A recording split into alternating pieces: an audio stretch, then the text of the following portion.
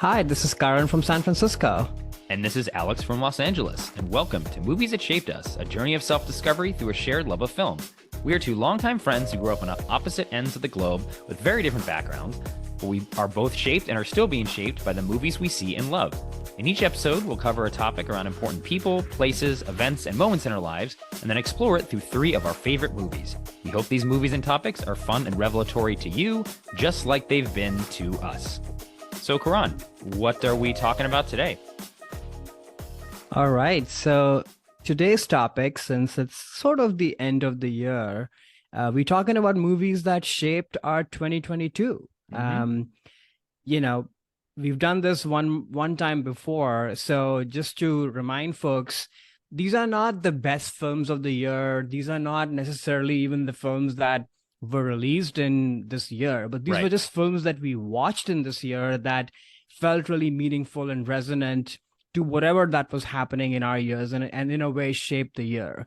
So that's sort of what this episode is about. I guess for me, I mean, the structure is kind of obvious to what I just said, which is I'm going to, get into themes and topics that just felt resonant and poignant and important for this year for me in my life. Hopefully we are growing in some way or form every year, so I'm hoping that this list captures that. So yeah, excited to get into my list. How about you, Alex?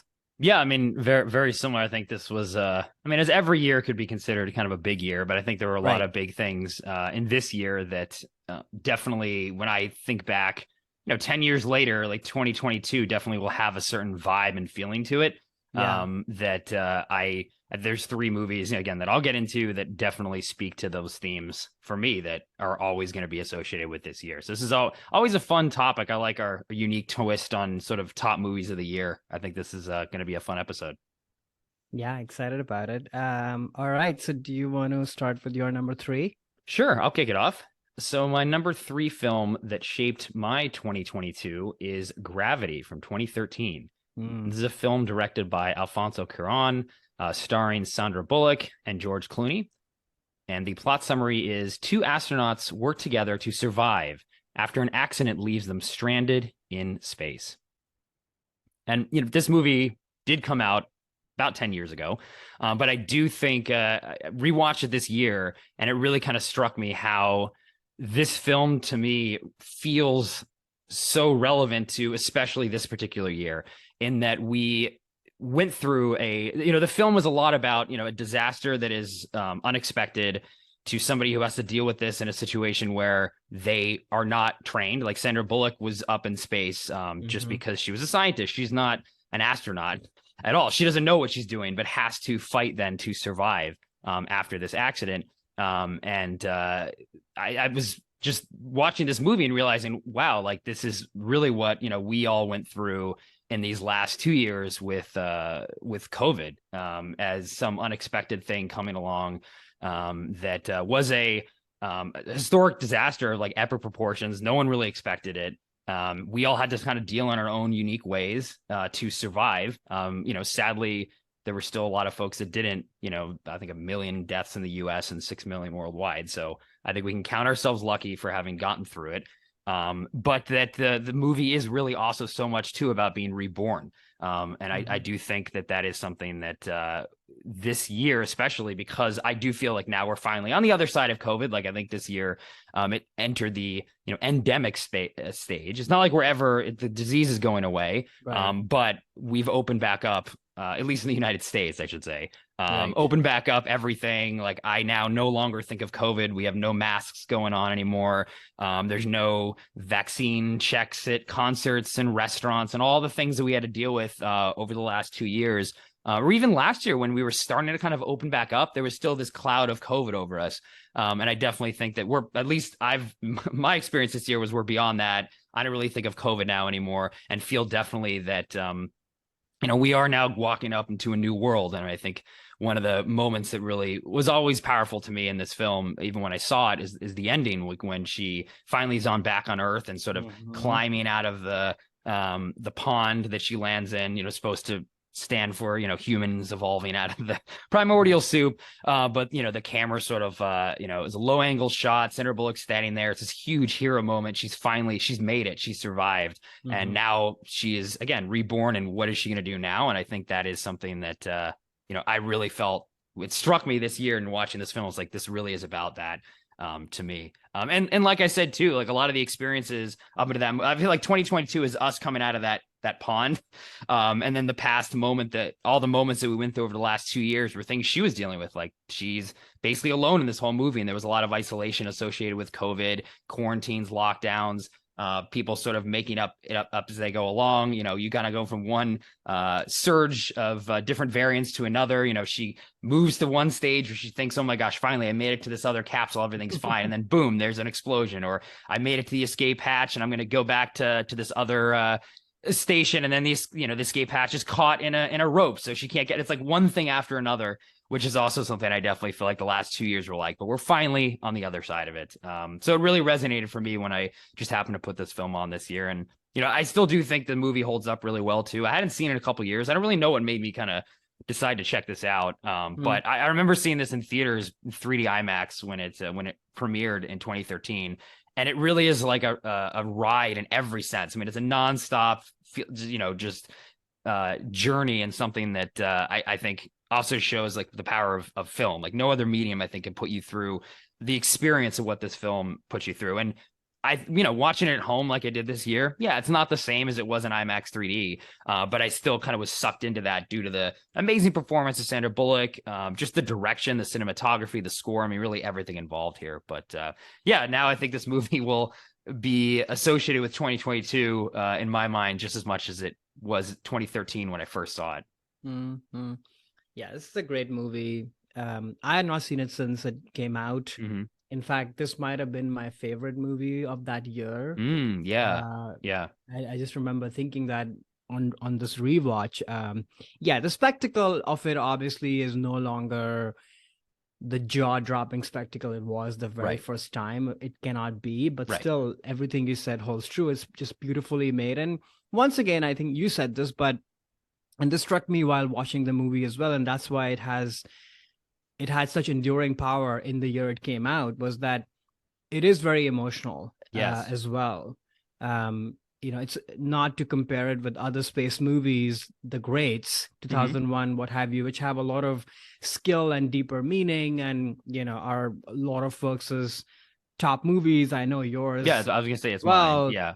But I think what this movie achieves is all of that skill for sure, but then also a lot of deep emotionality. And the disaster that we are talking about could be COVID, which is as global and touches everybody, or it could be very personal, in one's own life, however so you want to take it. And I think that is really captured in her performance and how the movie's put together.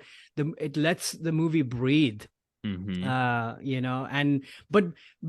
it lets it breathe in a warm way. There's a lot of breath in 2001, but it's very cold.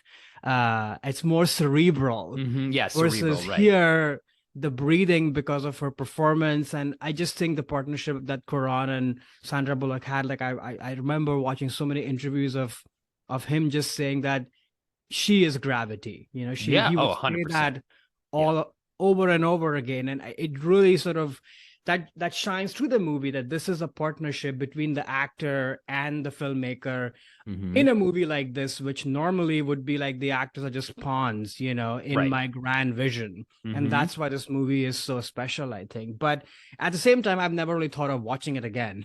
And maybe that's my own personal thing with space movies, that I really enjoy them, really appreciate them the first time they come out. But I bought all of them.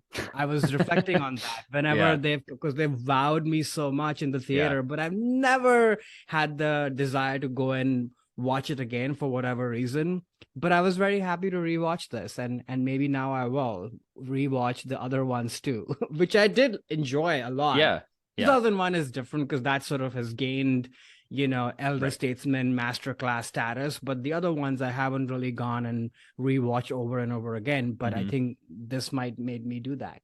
Yeah, no. I mean, you're right about the difference of this film. Really, is it's so grounded so much in this woman's like emotional survival journey. I mean, it's a survival story in so many ways that Right. could, like, again, apply to any kind of disaster. And it's that her desire to survive and what she's going through, and the moments that she feels like, you know what, forget it, I'm just gonna die. There's that moment in the Right. that one capsule where she gives up, and that is something where, to your point, not only just COVID, but anytime you face some major struggle, there are moments that you feel, you know what, forget it, it's not worth fighting anymore.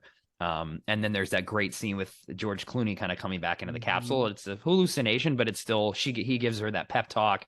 And it also just shows, the power of the people around you that can give you the strength when you're kind of lacking it, to go through that experience. So yeah, I'm Yeah. glad you rewatch it again. I don't really know why this struck me as something to rewatch, because I barely seen this film since theaters either. Because thinking that, oh, there's no way it could, the spectacle can't be there. You're not in IMAX. It's not 3D.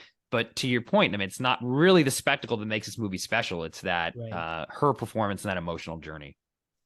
Yeah, and human connection too. Like that scene which I'd forgotten when she's sort of connected with some folks in Asia and she's Oh, yeah. hearing the Mm-hmm. dog and Yeah. the child and just like that power of human connection, which resonates a lot in sort of COVID circumstances in an obvious way, but also life in general, those Mm-hmm. days and weeks when you're kind of feeling lonely and disconnected and just like a random human connection with somebody at the grocery store or Right. what have you can be so powerful. I've had so many of those experiences in my life and still Mm-hmm. do. Mm-hmm. So I think that was a very powerful scene. Yeah, definitely. It's actually funny you mentioned that, because it was reminding me of during COVID, like during the lockdowns and things, like we would do those Zoom calls and it would be like, oh yeah, I'm sort Right. of using the technology like she kind of was to connect to somebody else, because you have to, because you're isolated. You can't do anything else. Right. That's funny you picked up on that too. But Yeah. cool. Why don't we get over to your side of the list here? What is your number three movie for All right. 2022? So speaking of kind of strong, powerful female performances, my number three is I'm No Angel from 1933, starring the one and only Mae West and Cary Grant, directed by Wesley Ruggles.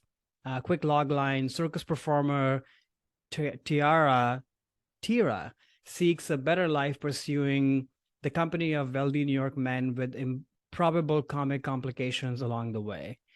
So, so I never watched anything of Mae West before this movie. I'd Mm-hmm. obviously heard of her, and Yeah. I think Criterion Collection was doing some sort of a retrospective collection on her. So a bunch of her Mm. movies were on, and one night, me and Robert just put this movie on, and we are sort of blown away by her and this movie. And I think in thinking about it more deeply, the reason I put this movie on my list was that I think this movie represents kind of this desire to just live life king size and literally grab life Mm-hmm. and forge ahead. And I feel like personally for me, this was that kind of a year, from a career standpoint, work standpoint, where all sorts of stuff is happening, as most people know, there are layoffs and, the economy's in the toilet and what Right. have you. And you can blame, you can get angry, but really, in my mind, the lesson that I took from this movie and sort of how I also constructed my own head was that you just have to grab it and forge ahead. And that's what this movie is about. And that's what she's about. Mm-hmm. You know, the movie is, cheesy and odd and weird, but watching her, even though she's, waddling all over the place, is just so crazy and hilarious, and at points where you're like, is this person even for real, Yeah. Right. but then at the same time being totally, at least I was totally awestruck by just her audacity, Mm-hmm. to be this person. I think my mouth was on the floor throughout the entire movie. That how are you doing this, and how are they letting you do this in 1933? Mm-hmm. We talk about empowerment and all sorts of things. I mean, it doesn't get bigger than this person. Of course, this person is no hero. There's a lot of flaws, and how she has probably objectified men. And Oh yeah. if you read more about her life, which I haven't done a full research on, that it's problematic, of Oh course. really? Oh, I Yeah. know nothing about That her personal said, life. though, I think how she shines in this movie is just incredible. And it's such a fun ride. It's a short movie, it just flies by. Mhm. Cary Grant is, one of his earlier roles, looks amazing. Oh yeah. Everybody is just in for the ride and having fun. I love Mae West's relationship with her two kind of people who are attending to her, Oh and yeah, yeah. the laugh ride that they all have together is Mhm. just so fun and pure and funny. So I don't know, in a world where all of our media just seems to be, angled and projected in a certain specific way that is supposed to hit you in that way, just so carefully constructed. It was kind of a refresher to watch something like this, which is totally unhinged. Mhm. There really is no agenda other than her own agenda of how I think she just led her life. So yeah, that's my number three. I'm No Angel.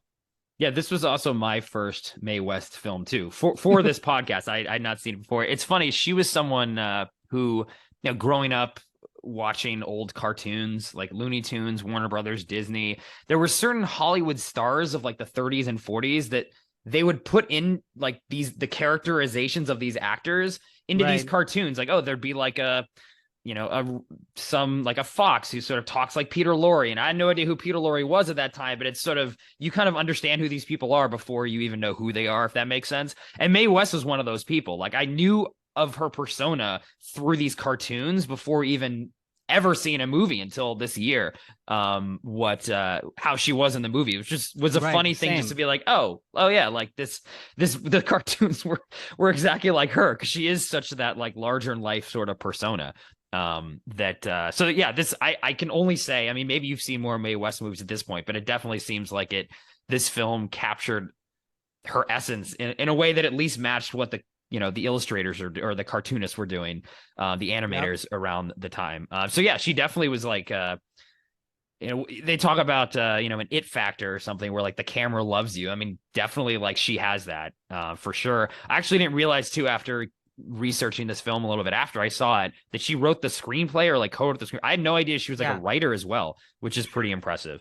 Um, and yeah, it definitely was interesting too. Like, you mentioned the stuff she gets away with in this film. I mean, this was pre-code period in Right. Hollywood, which is before they put in a self-imposed sort of like decency code. Because in the 20s and early 30s, they were, I guess, sex was selling too well, and violence was selling too well, and the industry had to self censor. And Right. it's definitely like, you can tell, oh wow, like this movie is very sexual.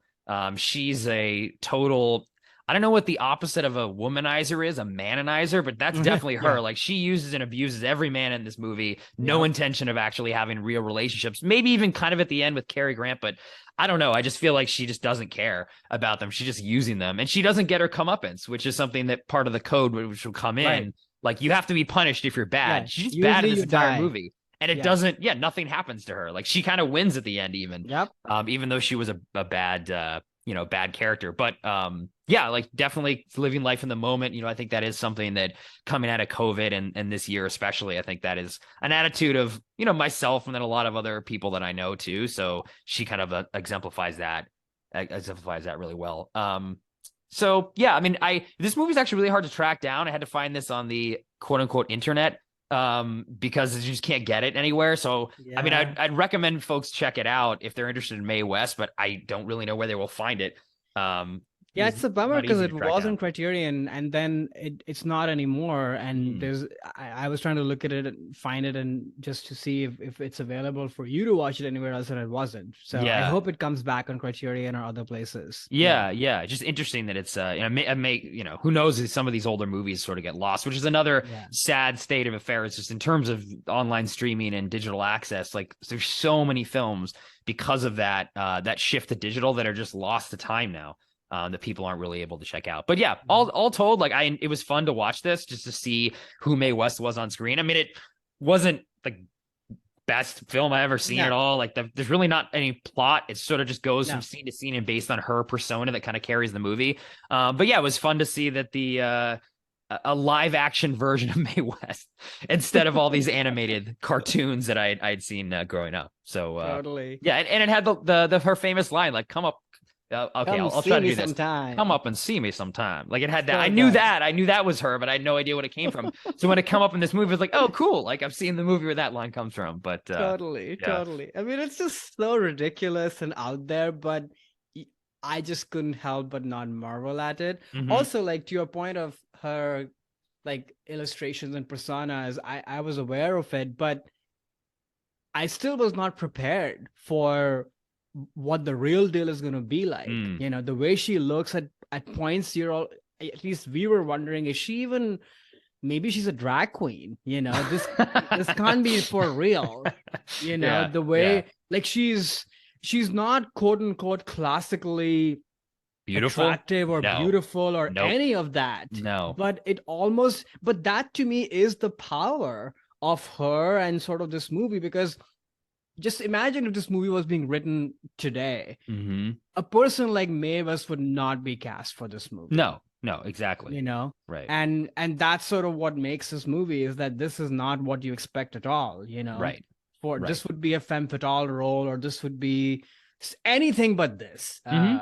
So I don't know, just kind of amazing. No, But no, for sure. Like the whole movie, the men are falling all over her, and she's yeah, definitely not in any way conventionally attractive, but it's that thing that is true. Like, appearance is only part of it. A lot of it is right, about your attitude and how you carry yourself. And she basically totally. has over indexes on those things to make up for the fact that, she's average, maybe even not average. Looking, I don't know. I don't want to No, disparage someone who's no longer with us, but she carries herself in a way that then makes her attractive. exactly. So you I can mean, buy it. But you you buy get it, why all the yeah. men are I falling mean, over herself. the singing is quite bad. The Oh God, song, yeah. all of Yeah, it, that was it's weird. hilarious, Yeah, yeah. How they but sort it of go doesn't into matter. song.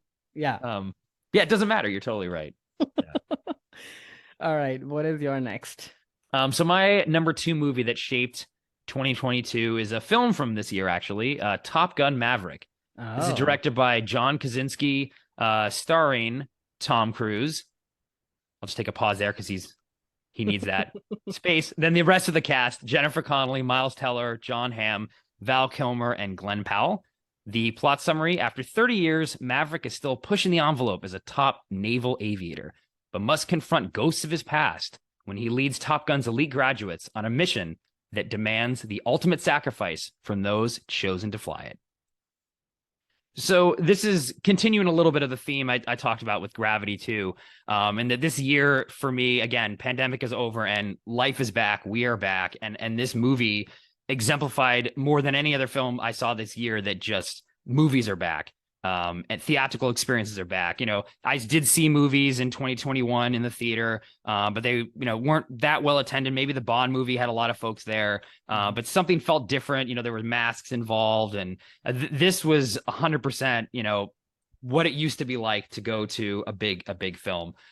So I was blown away by this movie. This movie it earned its, number one box office status of the year. Tom Cruise's biggest movie of all time, one of the biggest movies of all time. Audiences loved it, critics loved it. It's got a lot of Oscar buzz going for it, and I think it deserves all of those things. But for me, just the character of Maverick, who is someone who, I'll say too, I was never a big fan of the original Top Gun. Saw it once a kid, same. thought it was boring. Rewatched it before this movie, still thought it was boring. Never really into it. So this to me was never about going back to Maverick. It was more about a movie that kind of again exemplifies that we're back, and then also Tom, and then a lot of this was meta commentary on Tom, his career, also movie stars and Hollywood. Hollywood sort of saying, look, we're still here. Theatrical experience is still here. Yeah, you have Netflix and streaming, Stranger Things and TikTok and all these other things that people spend their time on, but that the movies can still be something special. And I think Maverick in this film too, like he's brought back after 30 years, and he's sort of seen as this guy who's a dinosaur and is only really needed because they Val Kilmer's character, who is Iceman, was a friend of Maverick's, and now he's the commander. He's like, oh, this impossible mission, only Maverick is the only one that can do this. In the same way that you can say, Tom is probably the only one that can really save the industry, and he kind of proved it this year too. So there's a lot of meta commentary about Tom being chosen, Maverick being chosen, and then just impressing everyone. exceeding all expectations. Again, in the film, Maverick's able to pull off these amazing feats of aerial I don't know, navigation, or I don't know, flying. Aerial flying is kind of an oxymoron, but you know what I mean. And then Tom, I think, again, no one expected him to have such this level of a hit. Yeah, there's just also like a great line exchange at the beginning of this film when he's talking to Ed Harris, who's one of his commanders, who begrudgingly is letting him go back to Top Gun, even though he thinks he sucks. He said, the end is inevitable. Like you're headed for extinction. Like you're kind, and I sort of can read that as, Tom, movie stars, movies in general, the theatrical experience. And he just looks up and he, has this incredible delivery of like, maybe so, but not today. And I was like, oh my God, like that was, yes. You just like pound your fist in the theater.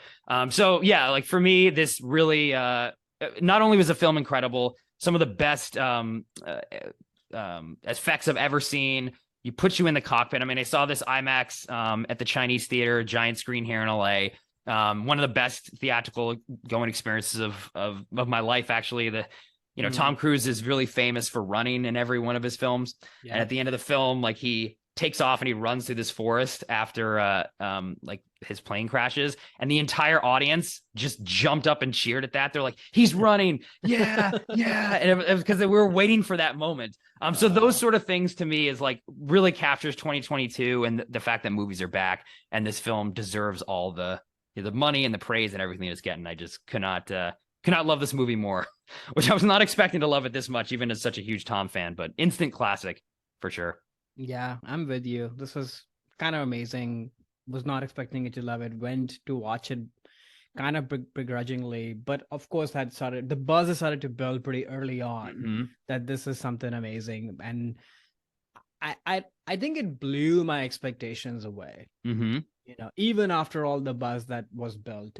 So echo everything you said. And then I think to just the only other thing I would say, because there's nothing else to add to what you just said, which is that I think it became a bit of a unifying topic across the country. If not, I don't know, globally. I think the world, it was a huge hit. World. Yeah, huge hit. And it's not even just like huge hit and people went and saw it, but I think in a world where everybody seems to be, fighting about something or the other, nobody can really agree on anything that people actually like, or viewpoints, and everything is sort of, shredded apart. Like, oh, what right does this person have to make that movie? Or this movie has two people and they haven't quite given that other person the role. Yeah, because that person is supporting. Oh, right. All sorts of things that are, in the discourse. This is one thing that everybody seems to like and agree with, which I'm happy about. So no, yeah. That's a really good point. I mean, I've mentioned this several times on the podcast before about that, you can have a movie that doesn't necessarily line up with your politics, but you can still like it, and then vice versa as well. So yeah, like if I tried to look into this too deep, it's like, okay, well, why this mission sort of seems like, why are we going into another country for no reason? Who is this other country? We don't deserve the right to all those things. And obviously, military industrial complex. And, the first film was used as a way to recruit folks into the Navy, which I'm not for. And then all those things, the movie is so good that this stuff doesn't matter. Like you can just sit down and be like, circumvents all of that.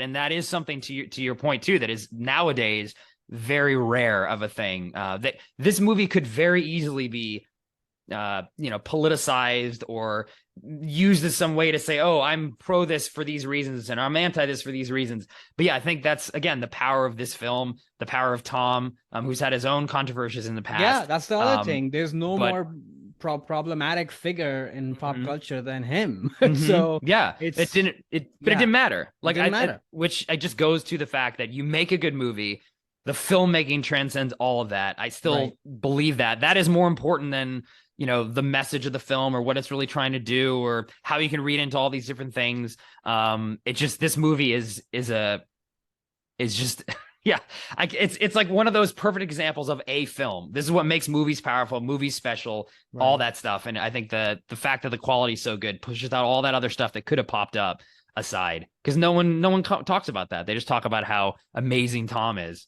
in this film. Okay, moving on from Mr. Cruz. What do we got for your number two, Karan? All right, so from Mr. Cruz to Mr. Paul Newman, my number two is a movie called The Long Hot Summer from 1958, starring Paul Newman, Joanne Woodward, Orson Welles, Angela Lansbury, directed by Martin Ritt. Quick logline: accused barn burner and con man Ben Quick arrives in a small Mississippi town and quickly ingratiates himself with its richest family, the Warners. This movie's on my list because I watched Ethan Hawke's amazing documentary on Paul Newman and Joanne Woodward called The Last Movie Stars. It's like I think it's a 6-part documentary on HBO Max. So I No, I highly, never highly heard of it. recommend that Okay.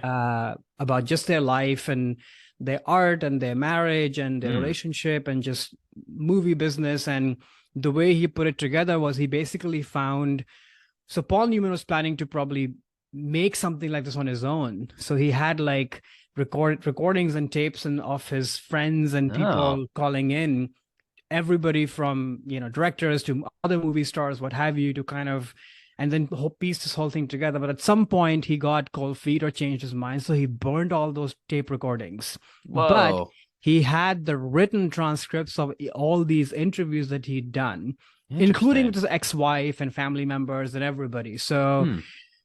Paul Newman's daughter, I think, reached out to Ethan Hawke to kind of put this together. So Ethan Hawke basically invited his friends to read different parts from this transcript to put this thing Oh, together. well, So that's it's cool. amazing.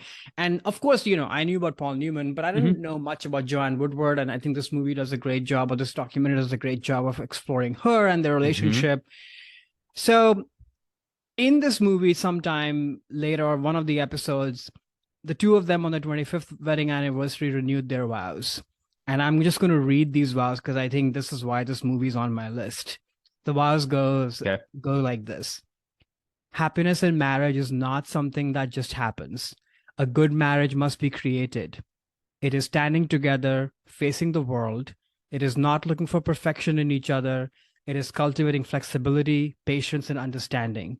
Doing things for each other, not in the attitude of duty or sacrifice, but in the spirit of joy. It is having the capacity to forgive and forget.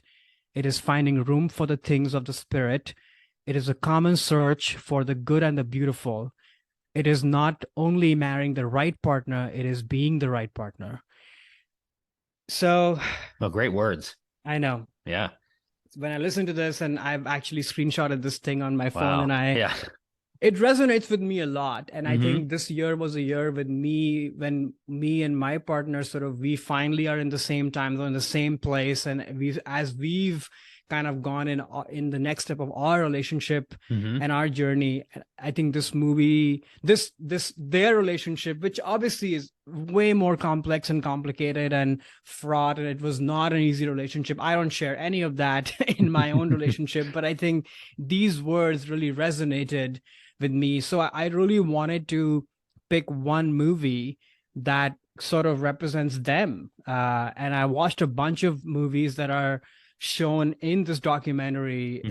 that star the two of them. And I think this one sort of rose to the top for me because it represents the heat and the friction and the messiness and how different these two people are, but also how they find each other and actually how similar they are in their Hmm. stubbornness and in their attitudes and how they treat the world and what have you. And I think it's such a beautiful exploration of these two people. Obviously, brilliant performances by both of them. And Joanne Woodward is really a find for me, like I have never watched anything of hers before, and now I watched a fair bit, still more that I need to watch, but Mm. she's just incredible. She's sort of, of Brando's ilk. Like she comes from that school of acting, method Hmm. acting and such. She's one of those pioneering people of those different schools of acting. So you really see that in this movie. Of course, the supporting cast is amazing. Like I mentioned, Orson Welles, that is Hammy Best. Mm. Angela Lansbury was another big person for me and Robert this year. Like our Hmm. comfort food show this whole year was Murder She Wrote. So I Oh. wanted to make sure we put something of hers because we sadly lost her, We did, a yes. legend, an icon. Hmm. So I don't know, this movie sort of just felt very poignant in so many different ways, and on its own it's a beautifully done movie as well, of just a character study of these two people, the specific time that they are set up in is beautifully shot.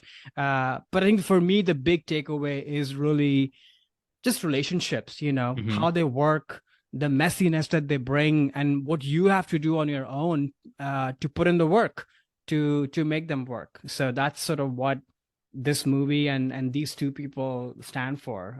So yeah, that's my number two. Yeah, I've not heard of that Ethan Hawke documentary. Yeah, yeah. Similar to you, I know Paul Newman's career much better than Joanne Woodward's. I'd seen a couple of her films, Mm, but obviously, or not, I shouldn't say obviously, but I'm a much more versed and more of a fan of Newman than her. I knew they were, one of the perennial power couples and long-standing romances in Hollywood, so I knew of right. their relationship.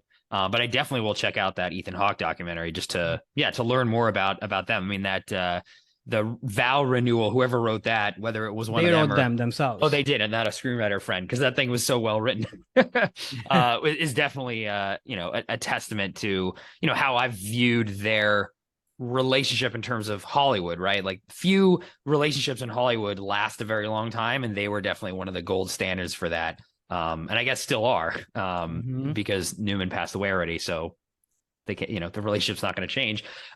So yeah, it was interesting coming to this film because I not seen this one before. I'd heard about it, never seen it, and yeah, I thought it was okay. I wasn't really actually taken with much of it other than Orson Welles. I thought was just amazing. I mean, just stole every scene.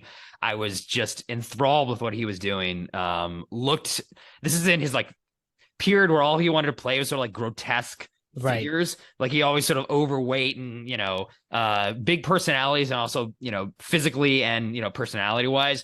So it was interesting to see just another performance. I actually had no idea he was in this movie. I always heard of it as like, oh, it's one of the Newman Woodward films that is really well known and famous. I know when I saw his name in the credits, I was like, whoa, Orson Welles. Like, is he really Hmm. in this movie like a lot? And he actually was. Oh yeah. He definitely like disappeared in the role, and I was waiting for him to come on in every scene. Um, Newman was fine, and I actually sort of going again difference from like with the theme that I also always associated with their relationship, and that you were picking on too. I didn't really think they had that much great chemistry, honestly, in the film. I don't know. I just was like not buying it.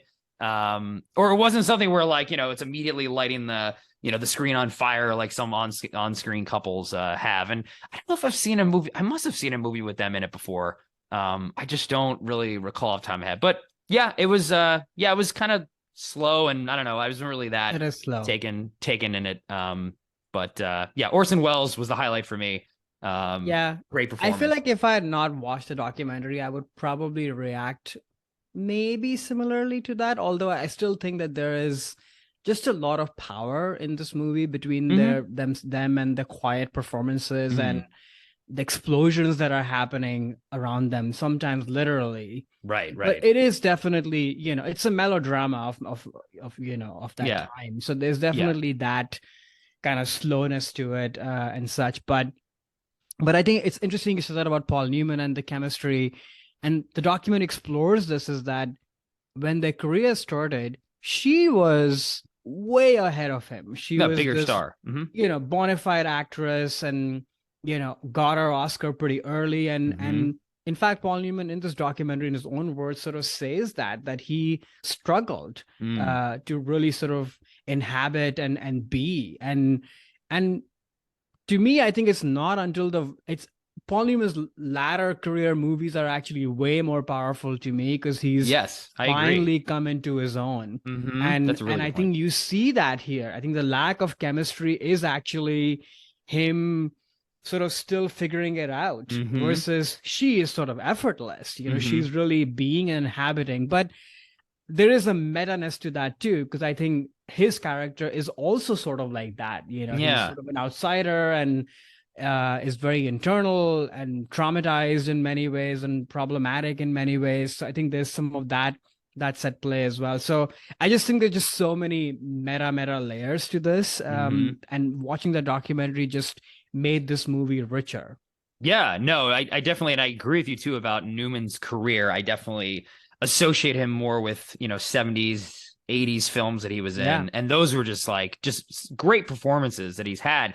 And then I guess I was expecting this one to be of that level, or at least his star power wattage to be something where like, whoa, this is going to be the next guy who's going to write. And again, for me, just Orson Welles overpowered this entire film for me. Yeah. And he was the one I was like, I just wanted to watch in every scene. So I definitely will watch this documentary because it sounds amazing. And it seems like I should also rewatch this afterwards and see if I can pick up more on a lot of the metatextual context that between the two of them and their stage of their careers, because I don't know a lot about that. And I think just the film didn't show that to me, but I definitely will check out this documentary. You said it was on HBO Max.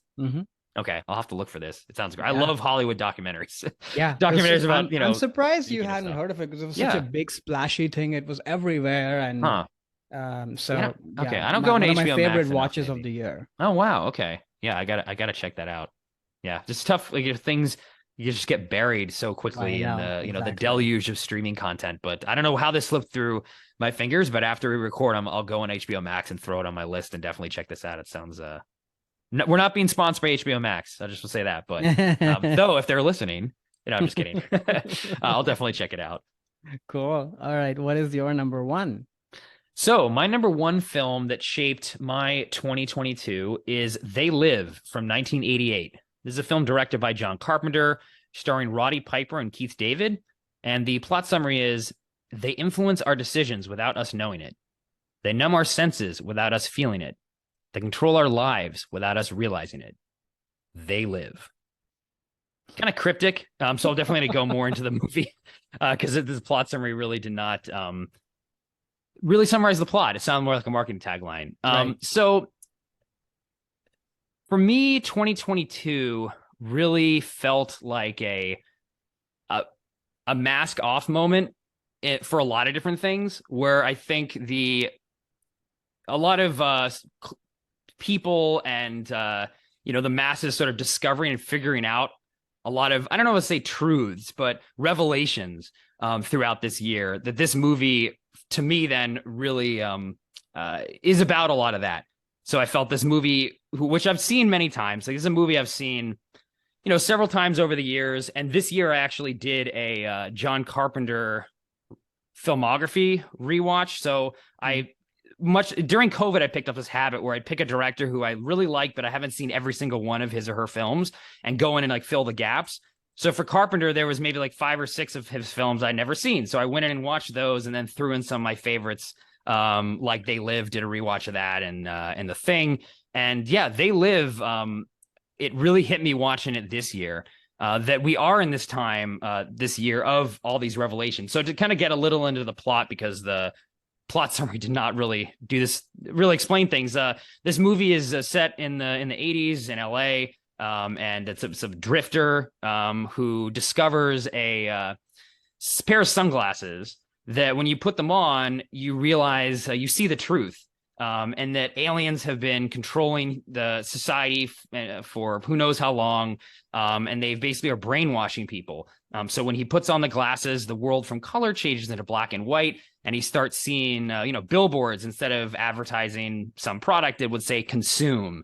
And he looks at money, and instead of, seeing George Washington there on the $1 bill, it's all black and white, and it says like, this is your God. So like, we worship money, and all these things that have been put into this, consumer capitalist society were put there by aliens, and everyone is sort of being brainwashed. But when they put the glasses on, the truth is revealed, and you understand you're under control.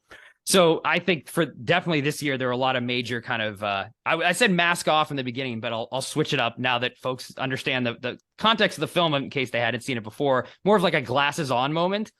So like major things like crypto, for example, was, seen as some great, amazing thing. And then this year we ended up that, hey, in fact, it was all just a marketing gimmick, a Ponzi scheme with some major collapses in the price of crypto.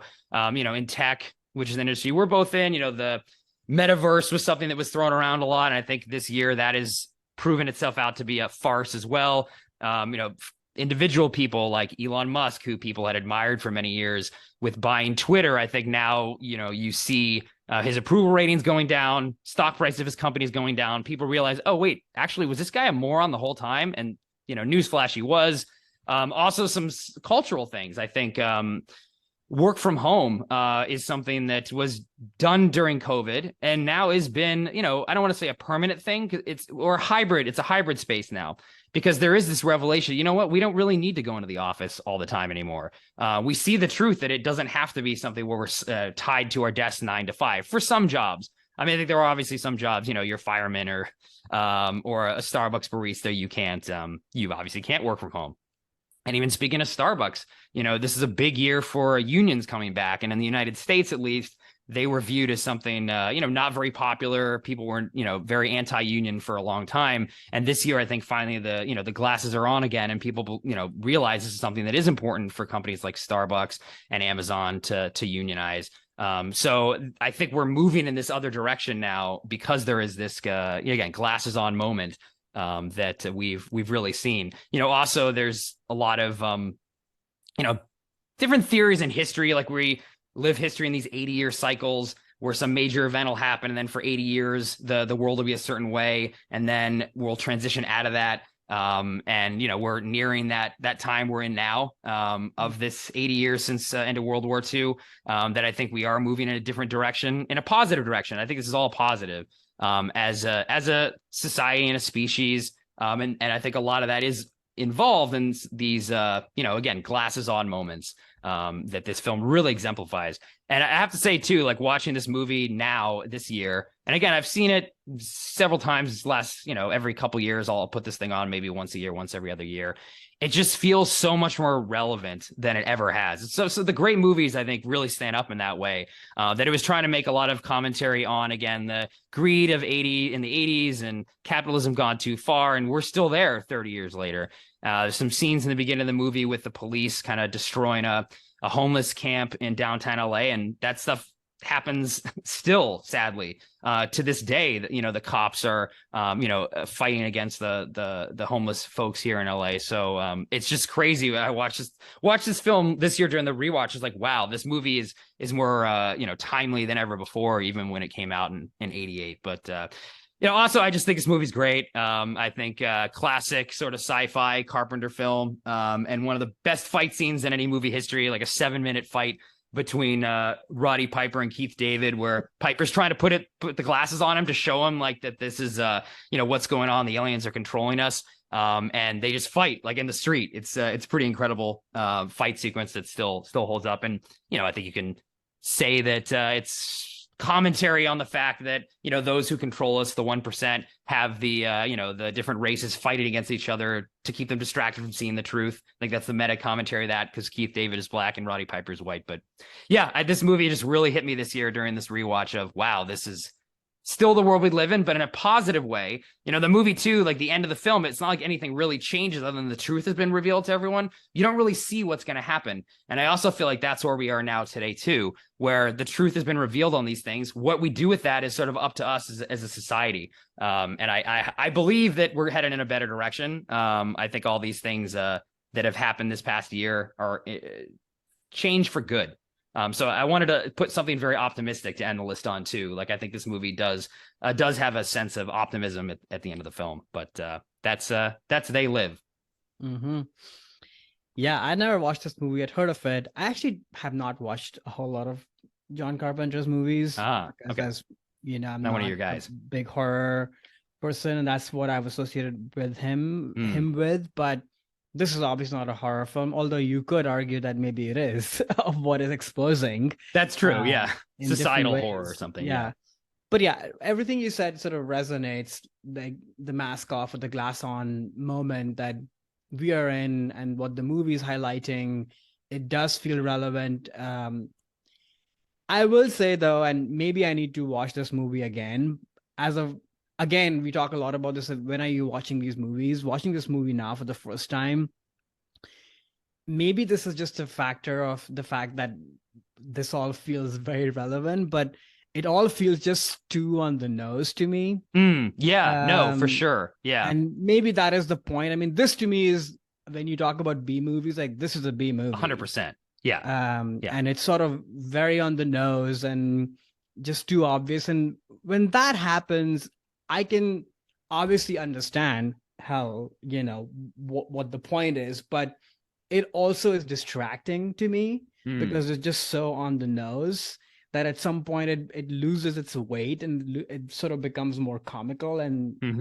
you sort of expect, your expectations are met in spades. Right, right. So that sort of is the one thing. But I don't know, maybe if I watch it over and over again like you have, maybe all of that settles down, that feeling that I was just talking about, and then the truth of it sort of rises to the top, perhaps. And that's why, this is to me like a definition of a cult movie, right? Oh That yeah, for sure. when it comes out, it has its detractors for all sorts of reasons, but even the people who like it, they sort of are maybe laughing with it or laughing at it in some way Hmm. because it's just so on the nose and obvious. But then over time, it develops this deeper significance and resonance. So hopefully that'll happen with me personally. That said, I had a great time. Like, I was not bored at all. Very entertaining, actually quite well done. Quite, the acting is obviously, what you Yeah, expect it's from a yeah, movie it's like this, and exactly, that's not yeah. what this movie is about. Right. The fight scene was ridiculous. Yeah, it's classic. Yeah. And of course, over time, I can see that the commentary of it, rises to the top. But when it was happening, I was like, really? This is ridiculous. Um, and just, but it's also sort of fun to look at movies from that time. It's like it's a time capsule movie in many ways, Hmm. like the fashions and the streets. And as somebody who's lived in LA, and so that stuff was sort of fun in a way. So, but I had a very good time watching it. Yeah, that's interesting you mentioned about the on the nose stuff because it's, I think, a testament to the film that it was ahead of its time and now we're in that time. So it feels like too obvious. I mean, I think Yeah. a lot of Carpenter's more political movies, and then also like Paul Verhoeven, who's another director that I really, really like.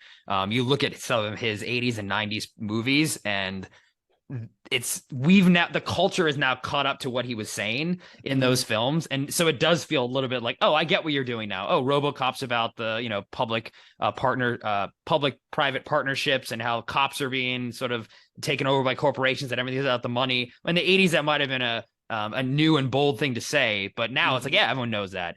Mm. Which I think is yeah, it's I think shows that these artists are, seen into the future a little bit. And I think this film for sure like resonates more today. So it is a lot more on the nose because these are things that are kind of to the point of why I put this on the list in the first place. Like society is now caught up to this film. Everyone Mm. has their glasses on, or not everyone, but the majority of us finally do now, even though back in 88, perhaps it was just John Carpenter when he wrote and direct this film. So yeah, Yeah. I definitely can see that this movie is even more cheesy than it might have been in the beginning because the commentary isn't necessarily unique anymore. It just was is 30, 30 years old. Yeah, which is crazy. Well, glad to have watched it anyway. Yeah, yeah, yeah. And again, I'm hoping that this is a positive for society as we move forward now is my hope. And I have a lot of Mm. optimism for the Mm. future now that we know what's going on.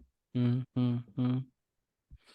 So, now let's get to your number one film of that shaped your 2022.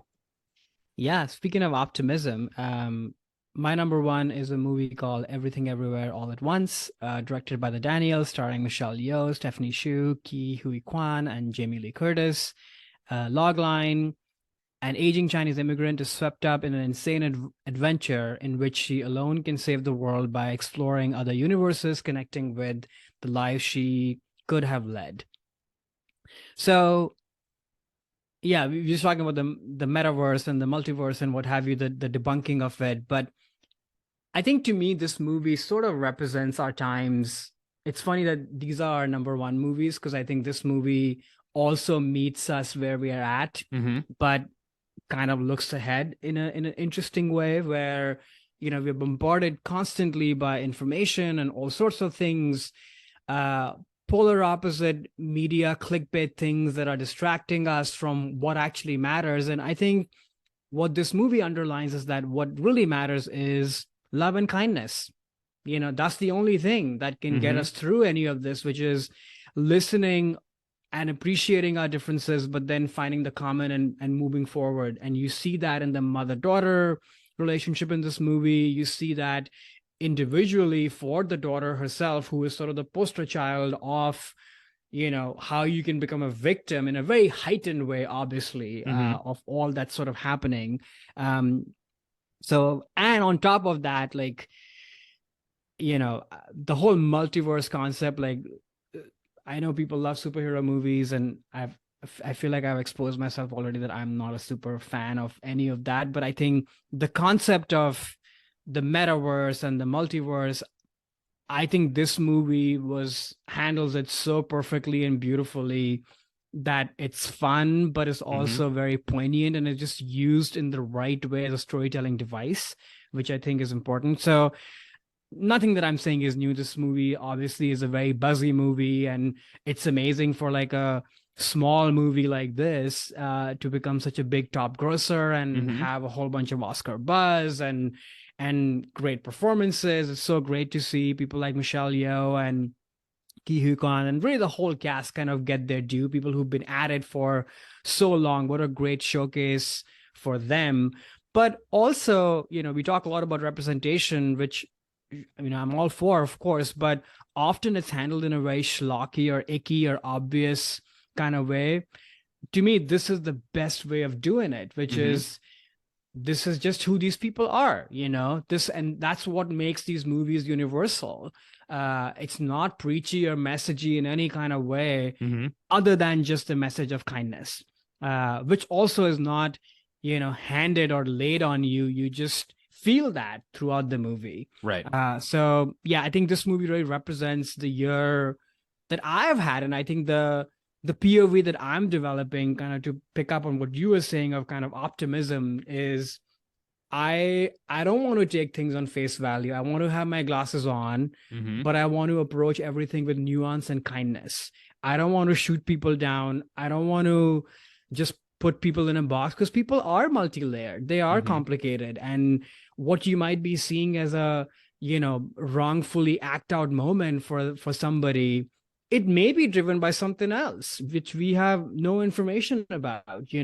I'm not my best self on certain days. Mm-hmm. So I don't know. I this has sort of become my motto really this year, looking ahead, and it was interesting for this movie to come at this time, kind of galvanize that feeling and that point of view that I've been having this whole year. So this is why this movie is my number one movie.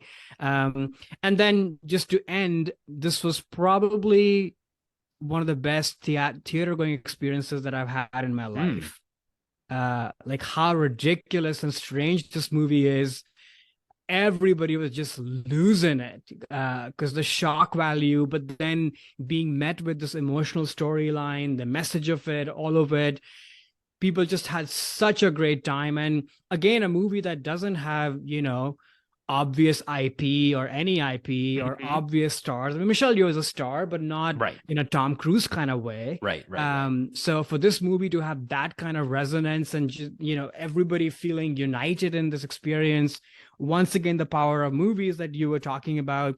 I love that we have these two movies that couldn't be more different, Mm-hmm. Mm-hmm. big block. They both have done very well, but they're so different from each other, which to me gives just a lot of hope for the future of movies that Mm-hmm. I know you certainly care about. And the industry is obviously in a precarious situation right now. So Oh yeah. I'm very glad that, this and Top Gun Maverick exist today and are both going to be, unless something totally goes wrong, are going to be nominated for sure, Mm-hmm. if not Mm-hmm. win. So yeah, that's my number one. Everything Everywhere All at Once.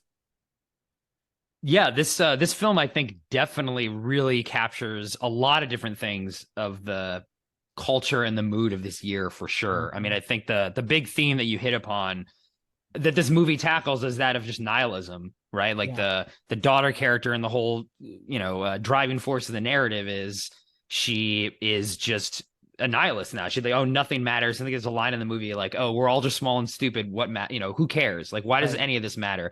Which is something that on the internet, called getting black pilled. Like you just think nothing matters. And I think there's right. a lot of people that do believe that. I mean, the world is you could say going to hell in a handbasket. Every sense, things have been getting worse and worse over time. So it's easy to fall into that trap, I think, of getting blackpilled and being nihilist, and what the daughter character goes through in this film and that transformation. That's a very easy thing to fall into. But what this film does is mention the antidote to that, which is love and connections and human relationships, and that is what matters. I mean, yeah, it is. Nothing matters, but then everything matters. And the only thing that really does matter is the people that you surround yourself with, and the power of love and kindness. That's what defeats the villain in this film. And I think that is a message of this year too. Like people, trying to come out of COVID, you don't want to it's very, again, easy to say everything's terrible, so who cares? But no, like latch on, find the love, find the people that you want to be with, realize that that's what's important. The film does deal with multiple dimensions, and there's one where the short round, I can't remember his name now, sorry, from Ke Huy Quan. Yeah, short round from Temple of Doom, right? Where he's really successful and in this universe, but he's not married to Michelle Yeoh, and he has this line about, "Oh, I'd be happy if we just sort of was doing taxes and running a laundromat," which is what they were doing in the universe that the film starts in. And you just feel like, oh, this guy, all that he really wants is just to be with someone that he loves in Michelle Yeoh, and that even though he's more successful in this other universe, that's not as important to him. And I think those are all great themes and messages that it's important to remind yourself of, especially in 2022. I mean, I think too, like the absurdness of this film also is something that's really in right now with especially the young kids. Like there's a bunch of articles I've read over the last couple of months that the Dada art movement, which is really popular in the 19 teens and 20s, just absurdist art. And that movement came out of the horrors of World War I, and people really realizing like, oh, nothing matters, so let's just be ridiculous and absurd. And if you look at, what the Gen Z young kids are putting on TikTok, so much of that stuff is just absurdist humor.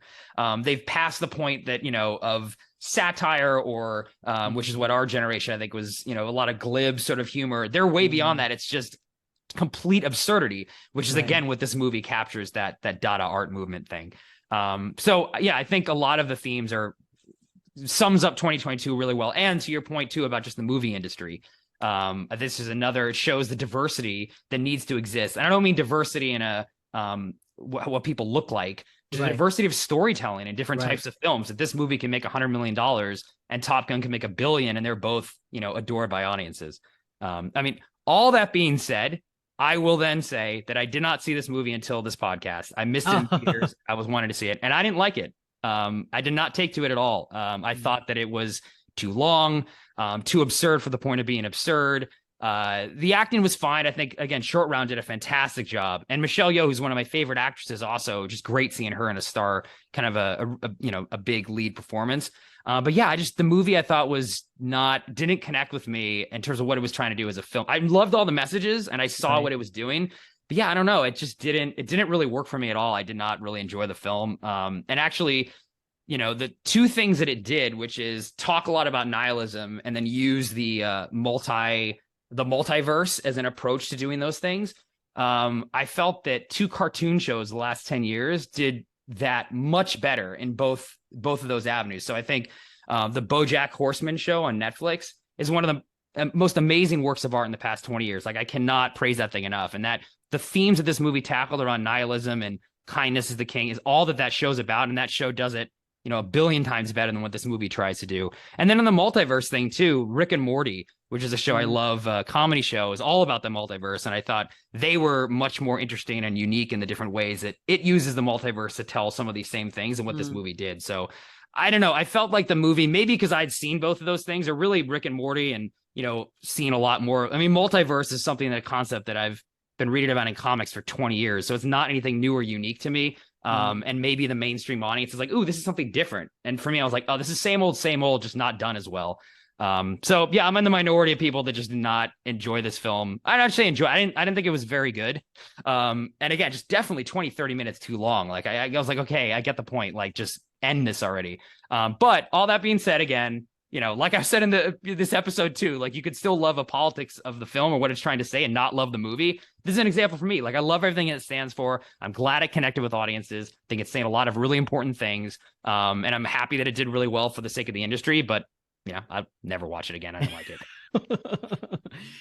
Yeah, I mean, I do agree with that. Maybe it could be tightened up a little bit. But yeah, that's interesting to hear. The movie has gotten small criticism, for sure. I mean, not everybody is as high on it. So I get that. I will also say though that I think watching this movie on the big screen in the theater, yeah, is like a whole other experience. mm-hmm. It's I mean, I don't know, like I can't imagine if I'd watched Top Gun Maverick at home. I would have probably enjoyed it. Yeah. But I don't think it would have had that kind of like impact. And I think there's something about the shared experience of the absurdity of this movie that everybody can be shocked in or confused in or even look down on it, whatever that might be, makes it quite powerful. I watched snippets of it afterwards, just in preparation of this podcast, and it did feel different to me. So I don't know how much of your experience just has to do with maybe. that. Yeah, I mean, again, I'm always pro theatrical experiences. I think that is for most movies is the way you got to see it. That's why I love going to the movies. But with that being said, I mean, I think the movie shouldn't have to rely on that alone. True. To be good. But yeah, I'm glad I finally saw it. It was on my list for a long time. I missed it when it was in theaters, even though all the buzz was going on. I just didn't have time to go out and check it out. So yeah, maybe I would have connected with it differently had I seen it then. But yeah, very happy for the movie's success, and I wish it continued success. I don't consider myself one of the fans. That's all good. Were there other movies on that didn't make your list? Not many actually. Just two films that deal with similar themes as Gravity, of just kind of the responses to trauma and kind of coming back into the world on things.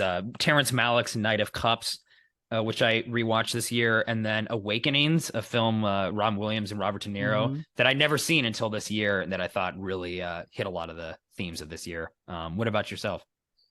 Yeah, I had another movie of John Woodward and Paul Newman called Mr. and Mrs. Bridge, which is sort of in their later life, that's when I think the two are really at the same level from an acting standpoint. So I love Merchant Ivory movies, so that was a real treat. I almost put that.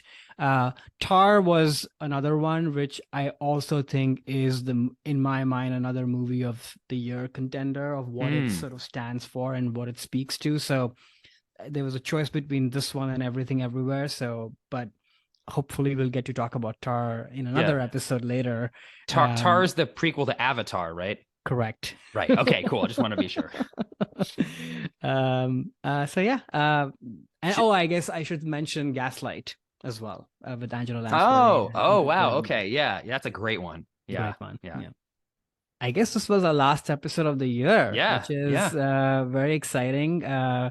Thank you, Alex. This has been really fun. Very fun to do this. But most of all, we want to thank our listeners. We posted a little bit of a Spotify graphic on our Instagram page this last week. So just want to really thank our listeners who've been ardent fans. And it's, this is it's a new thing for us. It's a passion project for us because we love movies. We love talking about movies. So having you all be a part of it this year and support us in a bigger way has been very encouraging and just really fun.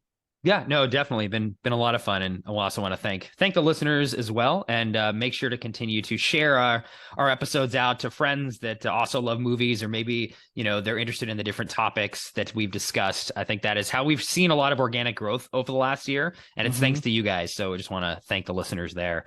And yeah, to look ahead a little bit, I know you've been used to hearing us every other Wednesday in your feed. We're going to take a short break going into the new year, just to kind of get refreshed a bit. So you won't hear from us for a while, or we'll be coming back though in the beginning of February. So on the 8th of February. This will be the first episode we're dropping of 2023, going back to a Valentine's Day theme. So we're not going anywhere. We're just taking a bit of a break. And we have a great year coming up, though. Karan, why don't you tease some of the things we're going to be discussing? Yeah, so I think as a result of just us doing this for a little bit longer, but also thanks to you all's support, I think we want to go even deeper and challenge ourselves even more as we look into the next year. So, we're excited to get into topics such as loneliness, or what we think about the future, or what role does mortality play in our lives, but then also some fun things like movies that we've enjoyed watching in a group, or the meals that we've shared and how movies have shaped that. So yeah, we're very excited for this new slate of episodes, and we hope that you enjoy them too. Yeah, definitely.